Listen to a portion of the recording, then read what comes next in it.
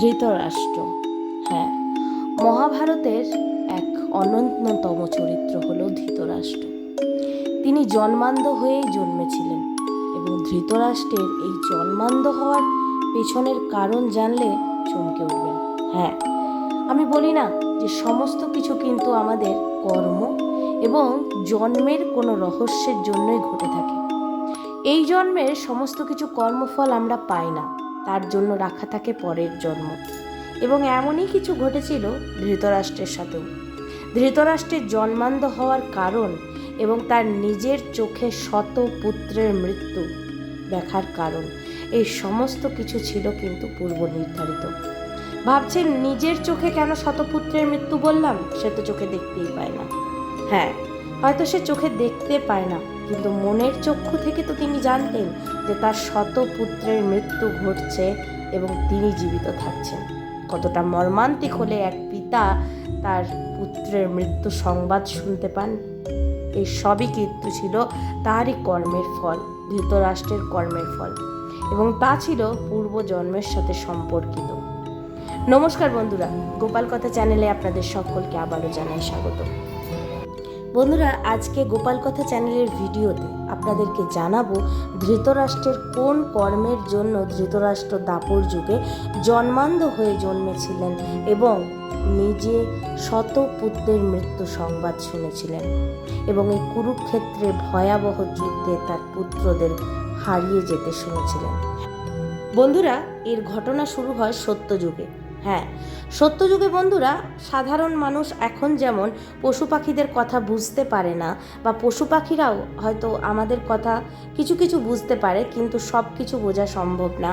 আমাদের ইশারা বুঝতে পারে তারা, কিন্তু আমরা তারা কি বলতে চাইছে বুঝতে পারি না। কিন্তু সত্যযুগে তেমনটা ছিল না।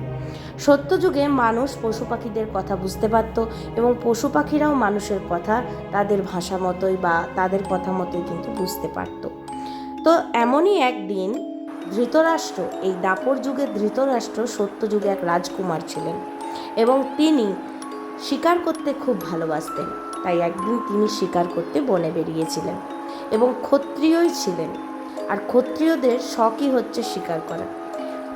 এবং সেদিন তিনি শিকার করতে বেরিয়ে দূর থেকে একটি সরোবরে প্রচুর হাঁসকে জলকেলি করতে দেখেছিলেন। তারা জলে খেলা করছিল এবং তাদের মধ্যে একজন ছিলেন মা এবং বাকি প্রত্যেকে ছিলেন কিন্তু তার পুত্রেরা, এবং সংখ্যায় তারাও ছিল 100 জন, অর্থাৎ সেই হাঁসটির পুত্ররাও ছিল কিন্তু 100 জন, এবং তারা সকলে মিলে খুব আনন্দের সাথে জলে খেলা করছিলেন। এই দৃশ্য দেখে ধৃতরাষ্ট্র, অর্থাৎ দাপর যুগের ধৃতরাষ্ট্র, সেই যুগের সেই রাজকুমার, ভেবেছিলেন এই হাঁসগুলিকে যদি তিনি শিকার করতে পারেন তাহলে খুব অনায়াসে তার আজকের ভোজন এবং সেই দিনের জন্য তার যে শিকার করা তা সম্পূর্ণ হবে। এই দেখে তিনি আর নিজেকে স্থির রাখতে পারেননি। তিনি প্রথমেই তার বাণে তীর নিক্ষেপ করার জন্য প্রস্তুত করছিলেন এবং দূর থেকে সেই মা হাঁসটি কিন্তু সেই দৃশ্য দেখতে পেয়েছিলেন এবং দূর থেকে দেখে তার পুত্রদের আসন্ন বিপদ জেনে সে চিৎকার করছিল কর্কশ শব্দে। এই দেখে ধৃতরাষ্ট্র যখন বাণটি নিক্ষেপ করলেন তখন হাঁসটি সরে যাওয়ায় তার চোখে গিয়ে সেই বাণটি লাগে, অর্থাৎ মা হাঁসটির চোখে সেই বাণটি লাগে এবং মা হাঁসটি তৎক্ষণাৎ অন্ধ হয়ে পড়ে। এবং তারপর ধৃতরাষ্ট্র আরও কয়েকগুলো বাণ একসাথে ছোড়েন, যার সাথে কিন্তু ওই প্রত্যেকটি বাচ্চা হাঁস তৎক্ষণাৎ মৃত্যুবরণ করে। এবং সেই মা হাঁসটি বুঝতে পেরেছিলেন যে তার পুত্রেরা মারা গেছে, এবং তাই তিনি সেই মুহূর্তে অভিশাপ দিয়েছিলেন যে মানুষ নির্মমভাবে এইভাবে প্রথমে তাকে অন্ধ করে তারপরে তার প্রত্যেক পুত্রকে এইভাবে মেরে ফেলল তারই সামনে, তার জন্য তাকেও একদিন তার শত পুত্রের মৃত্যু সংবাদের শুনতে হবে এবং সেও অন্ধ হবে, এবং অন্ধ হয়ে থেকে সে চাইলেও তার পুত্রদেরকে বাঁচাতে পারবে না এবং চাইলেও তার পুত্রদেরকে রক্ষা করতে পারবে না। হ্যাঁ, এই অভিশাপ দেওয়া হয়েছিল সত্যযুগে এবং দিয়েছিল একটিমাত্র হাঁস। একটি হাঁসের অভিশাপকে গুরুত্ব দেননি ধৃতরাষ্ট্র, অর্থাৎ সেই রাজকুমার। তিনি ভুলে গেছিলেন সেই সব কথা। তারপর সেই মা হাঁসটিকেও মেরে তাদের প্রত্যেককে আহার হিসাবে গ্রহণ করেছিলেন এবং সেই দিনের শিকারের যে ইচ্ছা বা তার যে শিকার করার প্রবৃত্তি সেই দিন এইভাবেই সমাপ্ত হয়েছিল। ঘটনা মিটে যায়। সেই জন্মে তার কোনো অনুশোচনা, কোনো অনুতাপ কিচ্ছু ছিল না এই ঘটনার জন্য, তাই তিনি কারুর কাছে ক্ষমাও চাননি।